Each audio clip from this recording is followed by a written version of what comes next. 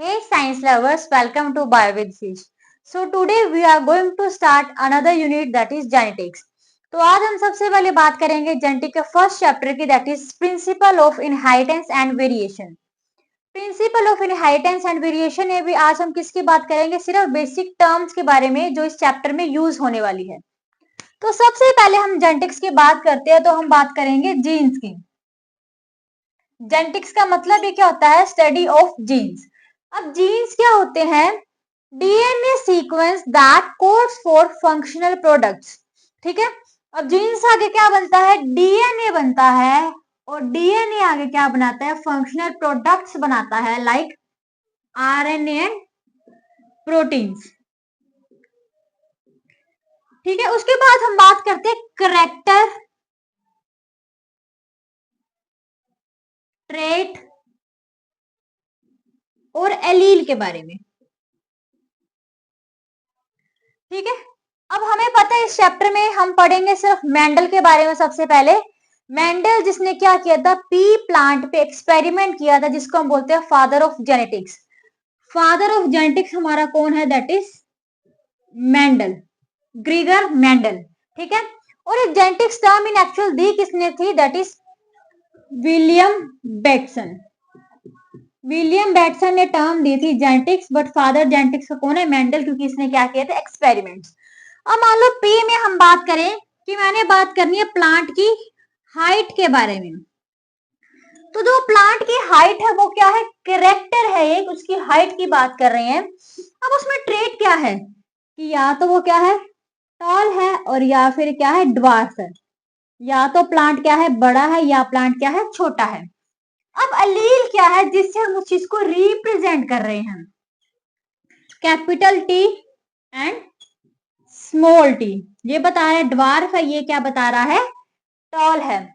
Allele क्या होएगी, हमेशा डिफरेंट होएगी दोनों के ट्रेट्स के लिए। अब यहीं पे अगर हम बात करें डोमिनेंट और रिसेसिव के बारे में,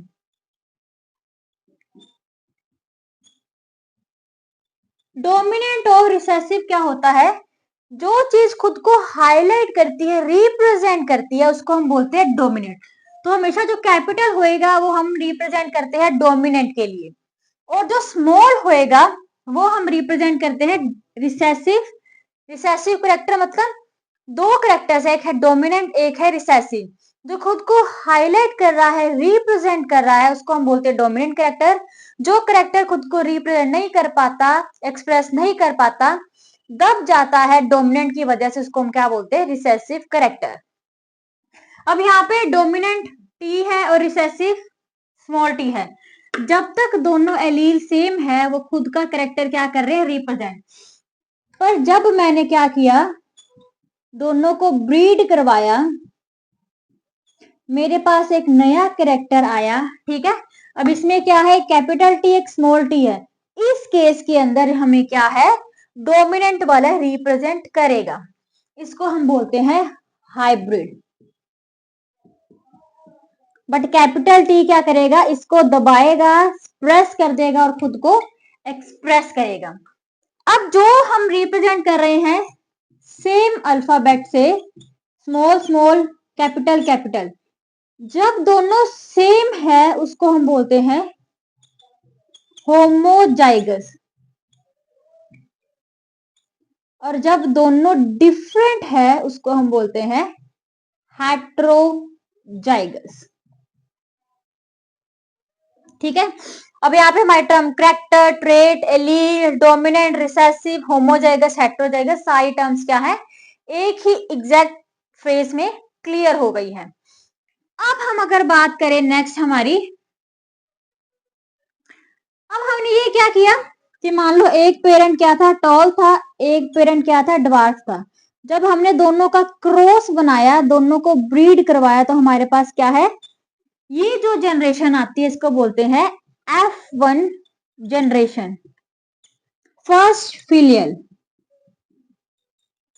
ठीक है, अब मैंने क्या लिया, एक ही करेक्टर लिया कि मैंने सिर्फ प्लांट की हाइट की बात की है, एक ही करेक्टर लिया है, एक ही करेक्टर से उसका हाइब्रिड बन रहा है, इसको बोलते हैं मोनोहाइब्रिड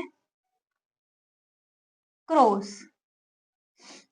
ठीक है, मोनो हाइब्रिड मतलब मैंने एक ही करेक्टर लिया जिसकी वजह से एक ही हाइब्रिड बन रहा है, that is called mono hybrid cross. Clear. और अगर अब मैं बात करूं दो करेक्टर्स के बारे में,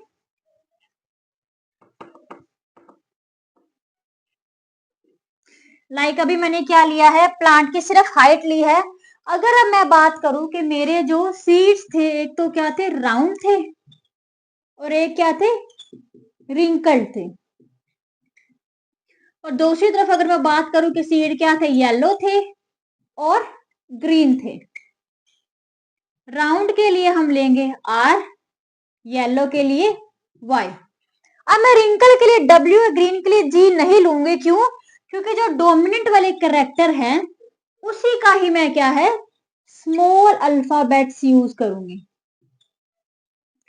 अब मैंने क्या लिया है, दो करेक्टर्स की बात की है, तो मेरे पास हाइब्रिड भी दो करेक्टर्स का बन रहा है, तो इसको बोलते हैं डाई हाइब्रिड क्रॉस।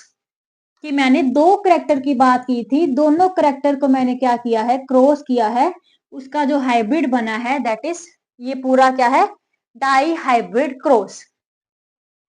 अब ये मेरी क्या थी, F1 जनरेशन थी।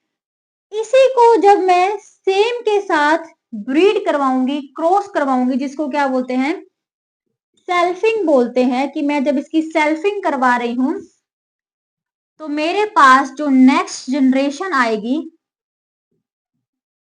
That is T. फर्स्ट से मेरे पास जो नेक्स्ट जनरेशन आई, ये सारी की सारी जनरेशन क्या है मेरे पास, F2 जनरेशन, या कह लो सेकंड फिलियल जनरेशन। क्लियर। अब इसी में एक और हम कंसेप्ट पढ़ेंगे that is phenotype and genotype. कि फिनोटाइप कैरेक्टर्स क्या होते हैं और जीनोटाइप्स कैरेक्टर क्या होते हैं। ठीक है, जब मैं बात कर रही हूँ फिनोटाइप, फिनोटाइप मतलब फिजिकल अपीयरेंस, मोर्फोलॉजी, देखने में कैरेक्टर्स कैसे हैं, फिजिकल अपीयरेंस कैसी है, देखने में कैसे हैं, तो उसको बोलते हैं फिनोटाइप। और अगर मैं बात करूं जीनोटाइप की, जेनेटिक मेकअप कैसा है उनका, तो उसको मैं बोलूंगी genotype.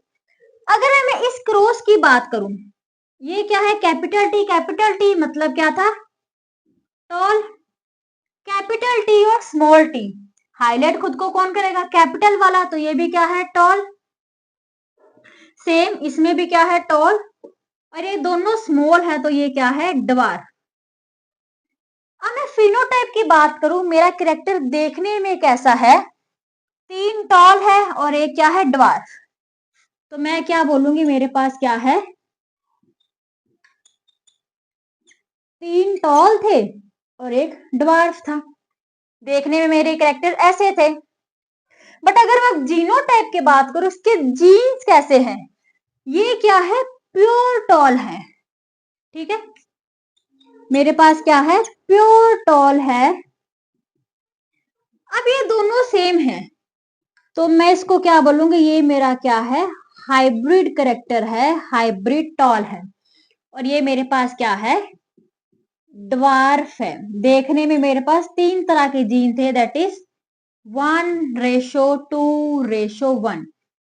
Genotype genetic makeup, phenotype morphology physical appearance, और इसकी जो रेशो आती है 3:1 एंड 1:2:1। ये हर जगह पे इंप्लीमेंट करता है मेंडल के अकॉर्डिंग। कुछ एक्सेप्शंस आएंगे जो हम आगे क्या है टॉपिक में पढ़ते जाएंगे। ठीक है, अब नेक्स्ट मैं बात करूं क्रोमोसोम के बारे में।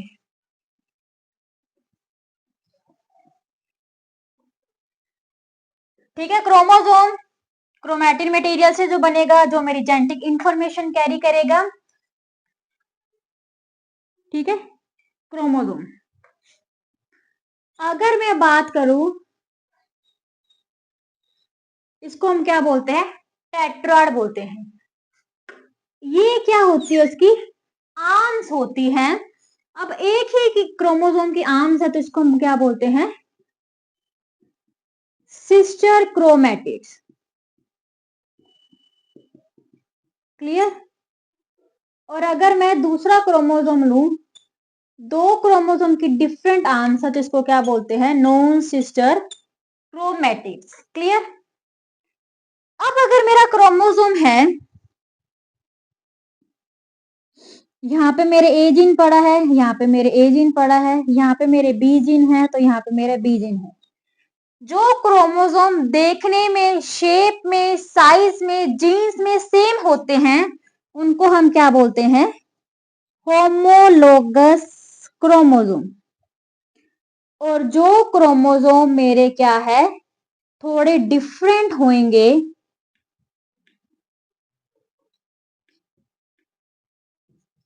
उसको हम क्या बोलेंगे, नॉन होमोलोगस क्रोमोसोम। क्लियर। अब मेरे क्रोमोसोम के ऊपर जीन्स पड़े हैं ए और बी, दोनों के बीच में इतना डिस्टेंस है कि मेरे जब नेक्स्ट जनरेशन में जीन्स पास होंगे तो दोनों क्या है, डिफरेंट डिफरेंट जीन्स क्या है, सेपरेट हो सकते हैं पास होने के लिए। तो मैं इसको क्या बोलूंगी, नॉन लिंक्ड जीन्स। क्लियर। पर कुछ क्या होता है कि जीन्स इतने पास पड़े हुए हैं कि हम उनको सेपरेट कर ही नहीं सकते, सेम जीन्स ही पास होंगे, तो इसको मैं क्या बोलूंगी, लिंक्ड जीन्स, कि जो इतने लिंक में है कि एज इट इज वैसे की वैसी क्या हो जाएंगे, पास हो जाएंगे। ठीक है। तो ये थी हमारी कुछ आज की बेसिक टर्म्स। कुछ टर्म्स अगर हमारी समहाउ रह गई हैं तो हम क्या है उसको अपने चैप्टर के साथ साथ डिस्कस करते जाएंगे। Now meet you in the next video with the chapter of genetics. Till then, bye bye, take care.